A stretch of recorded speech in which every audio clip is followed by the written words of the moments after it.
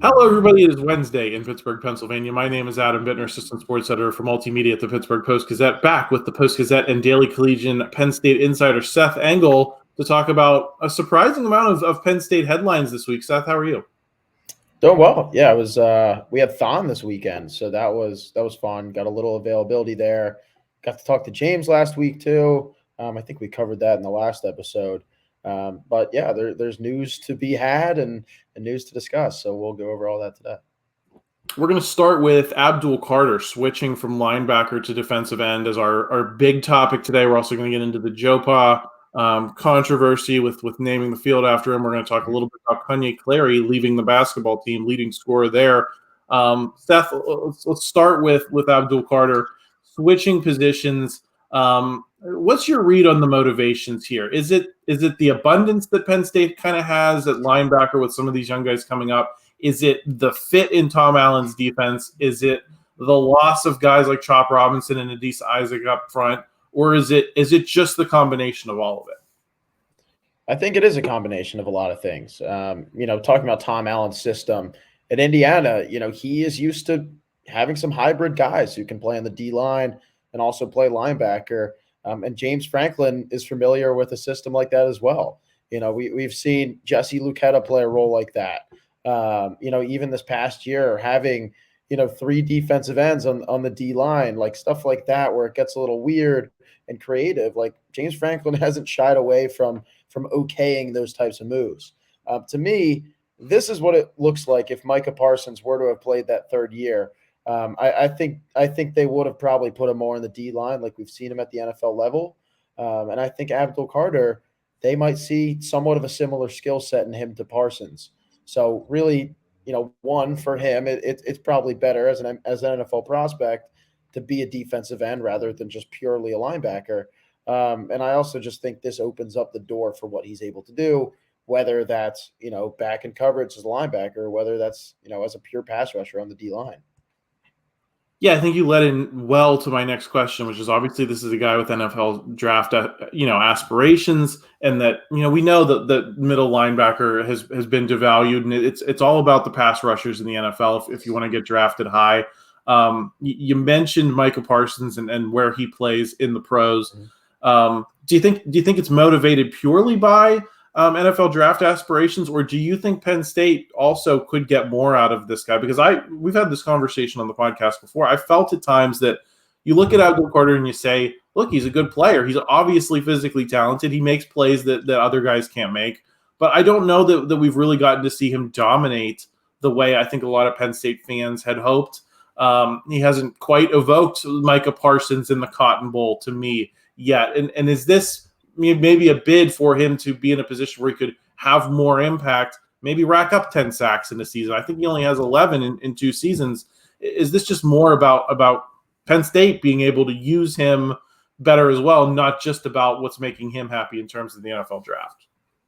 Well, I think we saw, maybe flashes of greatness in that true freshman year in 2022. And then this past year, took a little step back, especially when he was thrown into coverage situations. When you look at Penn State's defensive ends of the past few years, especially this past season with Adisa Isaac and Chop Robinson, like their stats will pop out at you. Tons of highlight plays, all throughout the year. I think, to your point, this is probably a moment for Abdul Carter to rack up, double-digit sack numbers and really take a hold of that defense, and also kind of lead the way in the stat category and really make his name as, one of the best pass rushers in college football. Because right now, I don't know if you really look at him and you say, this is a pure pass rusher. He's a linebacker who had, 4.5 sacks this past year. He's good if they send him, but a lot of the times he's not used in those situations. So I think putting him there is a good move, especially, with the 2 starting defensive ends off to the NFL. Yeah, I agree. I don't know if you get the most out of it. I mean, it's the same reason this NFL draft conversation is I think the same reason if you're Penn State, you want to get more out of him. And I think the interests kind of align here, and I think that's why it makes sense for me. I wanted to ask a little bit. He's a little bit undersized, though, compared to some of the guys Penn State's had up front. Is that a concern for you at all going up against some of the big big offensive lines he's going to see in the Big Ten? I'm not really concerned about that. Having stood by this dude before, he's 6'3", 250 pounds. And I think if you look at Adisa Isaac, right around the same weight, maybe an inch taller, it's not going to be too much of a concern. I think people said the same thing about Chop Robinson too. When he had played some linebacker and then he came to Penn State, pure defensive end. Chop's not the biggest guy in the world. We've seen his kind of wingspan isn't necessarily eye-opening, but if you can make it work, you can make it work. And I think Chop Robinson showed that. Adisa Isaac, obviously a little bigger, but worked for him too. And I think if you can get to the quarterback by any means necessary, maybe doing it athletically like Chop Robinson has, using your speed rather than by using your size, I think that's something that James Franklin has put an emphasis on. Especially right now when guys are, hitting the weights and winter workouts. It's not all about being the biggest player you can possibly be. You have to be a certain size that'll allow you to move and make the most out of your position. And I do think Abdul Carter is a good example of a player who might not be the biggest, but if he can play, he can play.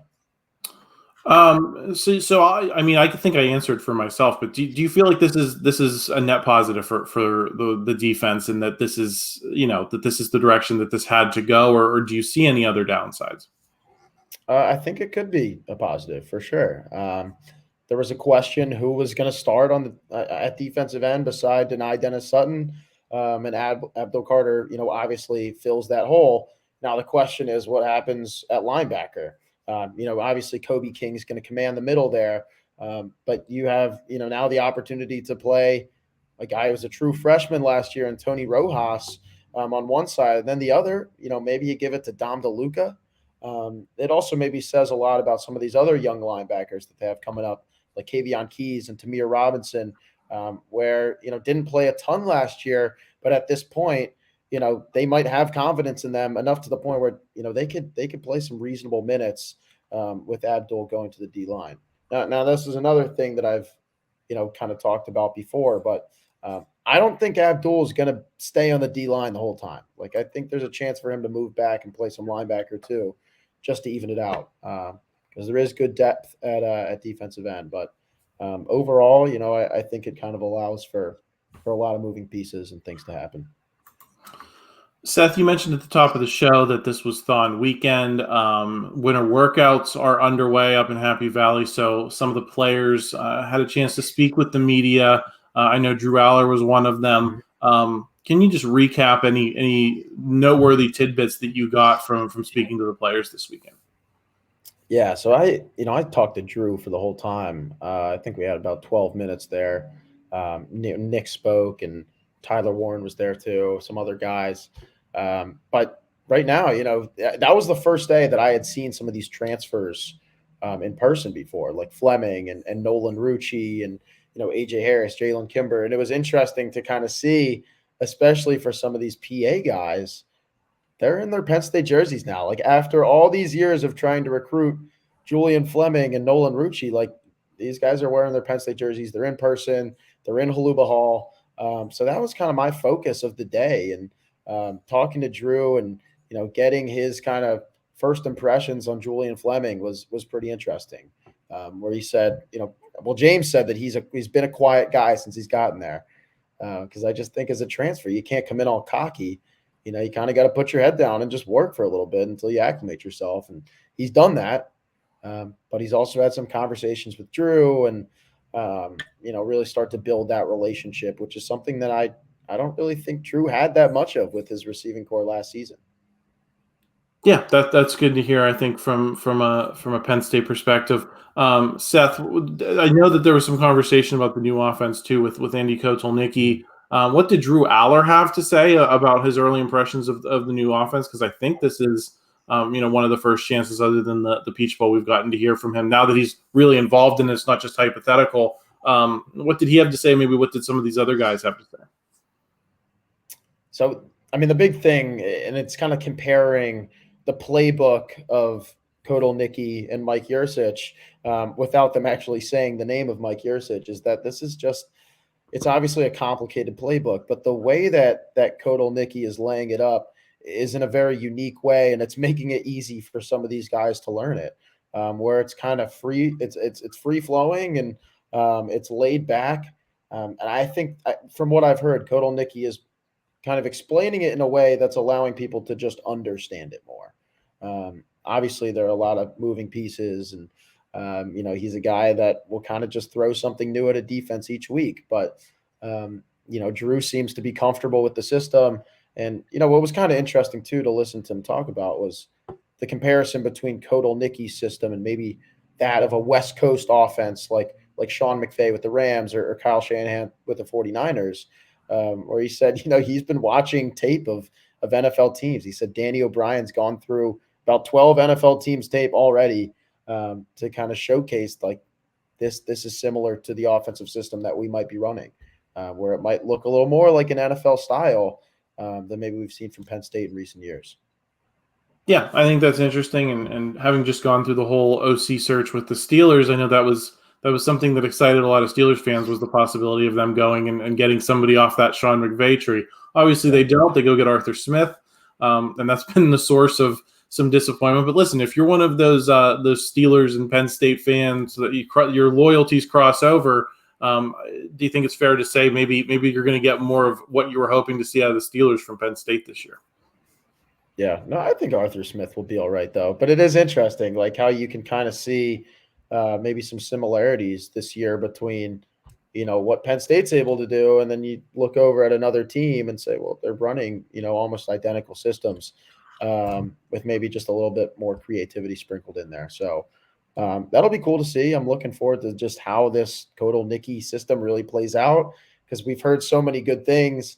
And I talked to some former NFL players a couple months back, and it just seems like a comfortable system to be a part of, especially if you're a playmaker. He's going to use you. If you're Tyler Warren, I'd expect to hear your name called a ton and get a ton of targets next year.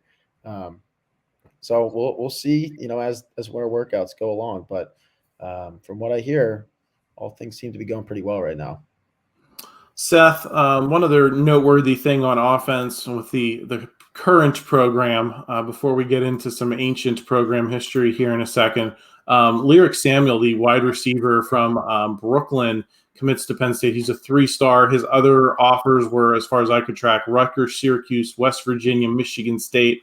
I guess the question I have for you, Seth, is, listen, this guy could turn out to be the next Deion Butler. He could turn out to be a great player for Penn State, but you look at the sheet and it says 3-star. It says offers from programs that are not Penn State's peer.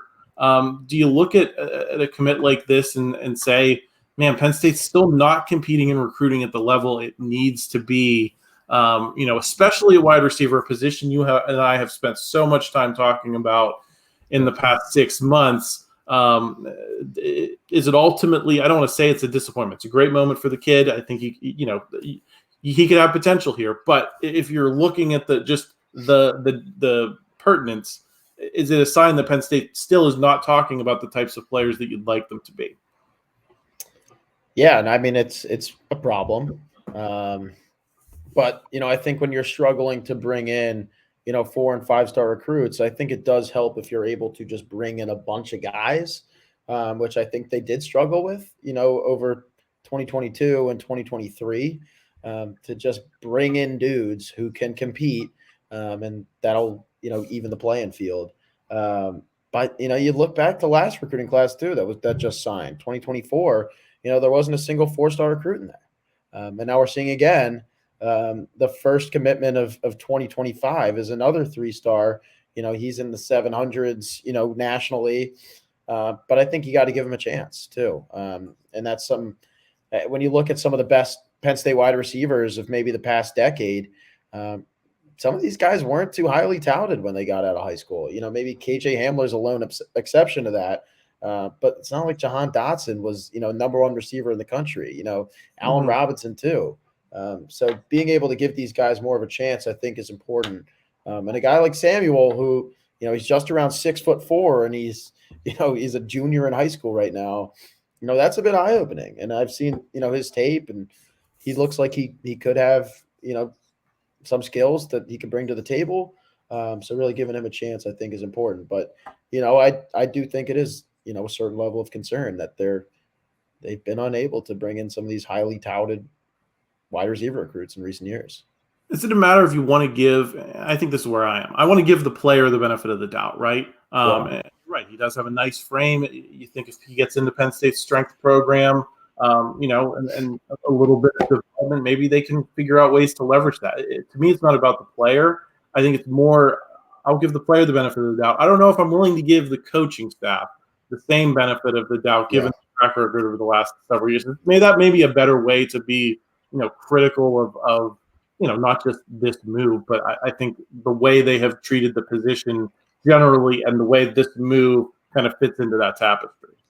Yeah, I mean, you'd think after a season like last year that they'd be going all out right now on the recruiting trail to try to bring in some really talented wide receiver prospects, and it just hasn't really been the case. The problem too has just been the development of some of these guys. Where when I talked about bringing in the Jahan Dotsons of the world, who maybe aren't the number one receiver out of high school, but turn into these All-American caliber players. I don't know if that spark is necessarily there to be able to do that with some of these lower ranked guys right now. At least we haven't seen it yet. It's only been one season with Marcus Hagans, as the position coach. So maybe giving him some more time as well to be able to recruit and bring in his own guys and coach them the way that, he wanted to and the way that he told them he was going to on the recruiting trail, I think is important. But it's a bit of a concern. Especially after, seeing what happened last year with the receivers. You got to improve. I just don't see Penn State being a playoff contender if their wide receiver core is playing as it did last year. So. While we're talking about recruiting, Seth, because I think these two things are related, and other people might not, but I'm about to go on a bit of a sermon here because we're going to talk about the Board of Trustees, or at least a group of members of the Board of Trustees, including Ted Brown, Joe Paterno, Anthony Lebrano, trying to put forward a motion to name the football field at Beaver Stadium after Joe Paterno. And listen, I know some of you listening to this podcast are probably the types of people that have been in my Twitter mentions for the last decade plus of my life, talking about how Joe Paterno was never. We're not litigating that today on this podcast. I don't care whether he was charged. We're not talking about the man's legacy. What we're talking about, Seth, and what rubs me the wrong way about this is this what we're focused on still after the whole blow up last spring when Micah Shrewsbury leaves for Notre Dame? We have this big NIL conversation. Penn State's taken some steps in the right direction, but how are we still talking about this? And is this not emblematic of the donor class and the people who should be out there writing checks to 4- and 5-star wide receivers to get them to come to Happy Valley via NIL money, that they're still sitting here talking about whether we're going to name the field at Beaver Stadium after Joe Paterno? Because that's all I see. I see a bunch of people who do not want to win nearly as much as they want to relitigate the past endlessly. Am I wrong here? Am I misreading this? It's weird. It's just a weird situation where, I mean, Penn State fans, like, they're passionate. I completely understand it. There's obviously a huge, tradition aspect and history with Joe Paterno, and decades and decades of people who were part of the community when he coached here. But at the same time, the past decade has really worked so hard to just back away from that time period and move on into a new era of Penn State football. And I think James Franklin, for his flaws, which there have been some, I think he has successfully moved on from that era. And I think Pat Kraft coming in now, it is the football program and the athletic department has successfully transitioned from that era, from that bad time where, people like Sandy Barber had to step in and basically just figure it out. And I just don't think that going back to those days is really, really the right move. And I think that everyone outside of the Penn State community would agree with that statement. Now, I know not everyone's going to agree with that, but it is weird, right? With all these changes in college football, this is what's being discussed. With all the changes that are going on with Penn State University, this is what's being discussed right now. And it kind of came out of nowhere too. And Brandon Short, he claimed that it was a political stunt. After listening back on the tape and reading the transcript, sounded like it was. So, it's a complicated situation, but it's weird. Bottom line. Well, I think, Seth, you say that they've successfully transitioned. I don't know if I'm completely on that same page. Yeah. And it's not because of anything that's in James Franklin's control. I just think traditionally it's easy to make a distinction between what's going on in the athletic department and the athletic department kind of being able to do what it wants to do, and what's going on in Old Main and what's going on the Board of Trustees. And I just think that in this age of NIL, and when we're in the Wild West here, that this is much more about institutional philosophy from the very top down. The Board of Trustees, the president's office, they set the table for a lot of this stuff, right? And these same people that we're talking about doing this JoePa recognition, Joe Paterno, Anthony Lubrano at the top of the list, both were heavily involved in the collectives in the early days. I'm not sure they're as directly involved with the NIL collectives now, but they're the same people, Seth. They're the same people we were talking about in the spring when we were talking about Micah Shrewsbury.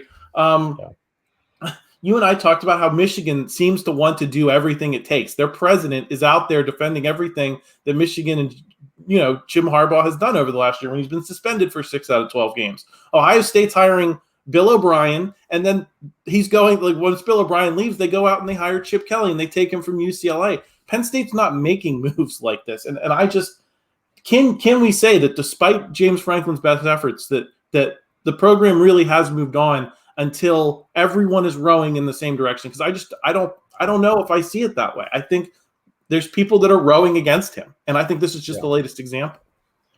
It's definitely improved. I take back what I said earlier when I said that they're there and that they've moved on. But I think it is fair to say that they have improved.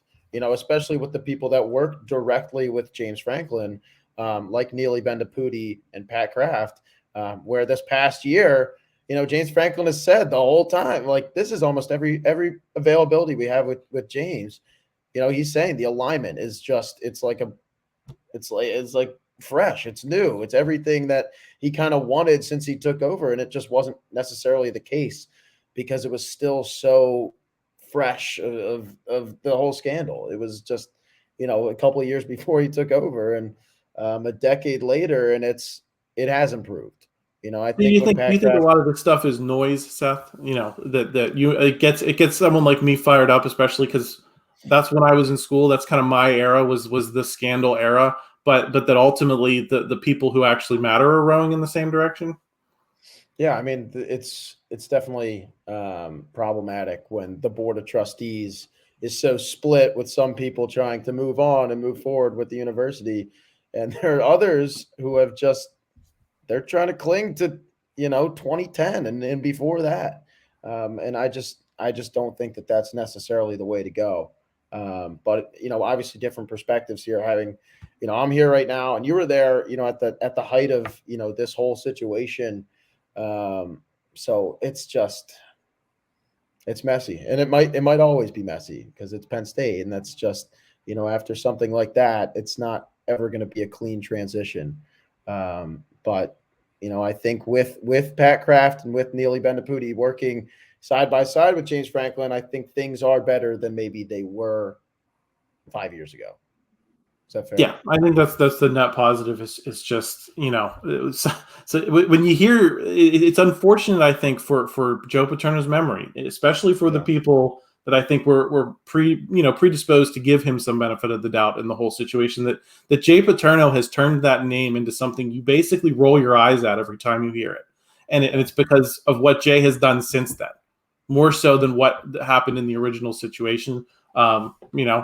I don't know. I'm sure I'll catch some flack in the comments here for calling Jay out that way, but it's time to move on. And I'm not, I've been saying that on Twitter for a decade, and I'm going to continue to say it here, there, everywhere. Seth, let's get into the basketball a little bit before we wrap up here. Kanye Clary leaves the program. Was this a two dogs, one bone situation for you with Ace Baldwin? We talked about it a couple of weeks ago. How are you going to make this work with 2 point guards? Two guys who are pretty talented who have, playing the same position. I guess we have our answer now. You're not going to make it work. Is that what happened here? Yeah, it's kind of crazy how it turned into something like that, where, just a few weeks ago, Kanye goes down, Ace takes over, they go on a 3-game win streak. You go, well, how are they going to run this system when he comes back? Because they look pretty good under Ace Baldwin right now. Kanye obviously doesn't travel with the team to Nebraska on Saturday, and 2 days later, Mike Rhoades announced he's off the team. I don't know anything specific, but my guess is that this was a situation of someone not necessarily wanting to play in the role or in the style of what the head coach wanted to. And it just worked in a way where I guess he was technically dismissed. Mike Rhoades said it was a coach's decision. But Kanye Clary wasn't a guy who was recruited by Mike Rhoades officially. This was a guy who stuck around and saw some personal success in the early season. And since then, I think Penn State has tried their best to, really come together as a team and play to a certain system. Because I think there was a time early in the year when you watched that offense and you say, well, they're not really doing anything, especially when Kanye had the ball. He wouldn't really pass the ball. I think he had, 2 assists a game. He would, drive to the rim and take some crazy shots. And it wasn't necessarily doing anything good for the team, like maybe we saw with Jalen Pickett when he was the number one. And I think it just kind of exploded. And, Ace Baldwin has found his rhythm, and he's the surefire leader of the team now. So that's what I think happened. And, Penn State's going to play in Rec Hall on Wednesday. Do you think this is where does this leave the program? Because obviously he's one of the, if not the only, significant holdover from the Shrewsbury era. Do you think it's because of what you're mentioning and the system that they want to play? Obviously, Ace Baldwin comes here with the pre-existing relationship with Mike Rhoades. Is this, and I feel like when they say this in sports talk, addition by subtraction, you're referring to someone's character. I don't want that to come across as an addition by subtraction comment about Kanye Clary. I'm just saying in terms of now you kind of know what your team is. Is that the positive that you're taking out of this? Is that this is Ace Baldwin's team now. They're moving forward with him and building everything around him rather than trying to figure out what the identity is. Yeah, I do think it is that. Just this whole year has been an experiment of just trying to figure out how this team is going to play. And like I said before, didn't see that in the first, month of the season. But since then, I think that 3-game win streak where they win a couple games on the road, that was important. That was important in determining, what this team is capable of doing, how they want to play. And just, frankly, I just don't think Kanye really fit the mold. If you want to play in a Mike Rhoades system, you have to play really hardcore defense, and you have to play with the same intensity on offense. You have to be able to do both. And I just don't think that Kanye was really getting it done on the defensive side of the ball. And he wasn't necessarily making things happen for other people on offense. It was really just him. And when you have other playmakers, specifically Ace Baldwin Jr., that you got to, and then DeMarco Dunn as well, that you got to share the rock with, I just don't think Kanye was necessarily living up to that standard. You mentioned the return to Rec Hall on Wednesday. We're recording this on Tuesday, but we're going to publish it Wednesday morning. Seth, how important is our events like this for this program? And should Rec Hall, I think we talked a little bit about this earlier in the season, but, football season's such a blur. I figure we give this, a chance to chat now. Is this something that should be part of the whole strategy of the program, especially in those kind of early season and holiday break situations where the BJC is empty, there's no juice for understandable reasons? Should we see more of this from this program as not just like, here's a novelty event, let's go back to Rec Hall for the first time in roughly a decade, but maybe making Penn State more of a combination program that you see in both buildings, kind of like we do with wrestling, and I guess as part of that, does this kind of sharpen the focus on some of the movement to renovate Rec Hall a little bit? Because I know that's something Cale Sanderson has wanted, in terms of keeping his program at the top of the wrestling world. Yeah, it would be great. And I've said this for games like when they're playing some of those non-conference teams at the beginning of the season, and you're just, I mean, that the BJC is relatively empty for some of those games. It's you say to yourself, like, why can't they just put them in Rec Hall? Like, it would look full. It would look full when you put the people that are in the BJC for those games into Rec Hall. I just think that would work out, and it's an enjoyable atmosphere. It's more intimate, as a viewing experience for sure. So I'm looking forward to this game, because going to the Palestra, I think was, somewhat similar. Obviously that was in Philly, but to be able to have Rec Hall, which is basically, it was the same designer of the Palestra. It was just a year apart. For you to have that in your backyard as well, there's really no reason for you not to play a Rec Hall game at least once a season. Like, that's what I don't understand. Is it's been almost a decade. It's been 2015, I think, was the last game. Just throw them in there. It's a cool game. It'll get people to go. It also, teaches the team a little bit about history too, which I think the Palestra game did as well. But I'm looking forward to it. I've never seen basketball in Rec Hall before, so this will be new for me and should be fun. What's your read on Mike Rhoades' thoughts on that? I mean, the fact that he's the one bringing this back in his first year with the team, do you think that he's recognizing on some level? And I don't think it's necessarily only on Mike Rhoades either. Obviously, this is an institutional, strategy call. But just in terms of what you've gleaned from him, do you think that he sees it as important?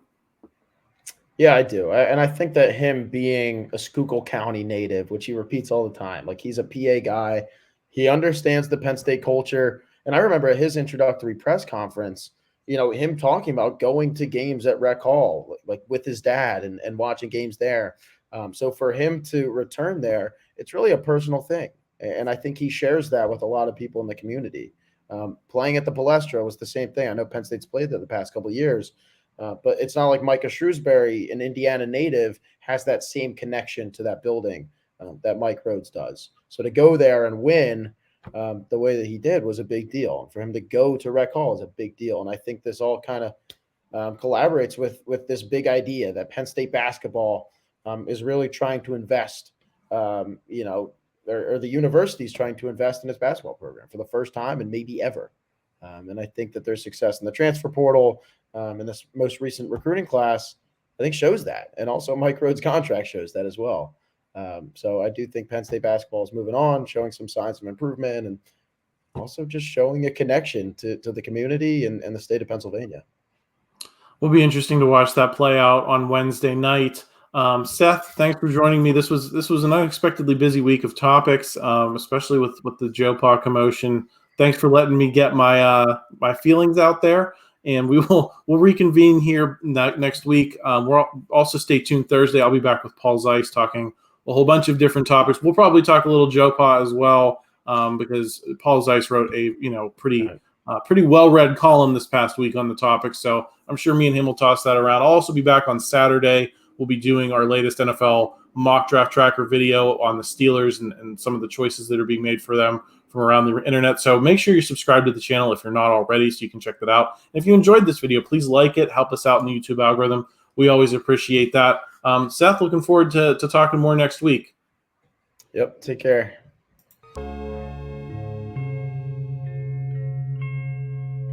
Thank you for checking out this content from Post-Gazette Sports. If you watch this video on YouTube, please like the video and subscribe to our channel. For all of the sports coverage the Post-Gazette has to offer, visit post-gazette.com.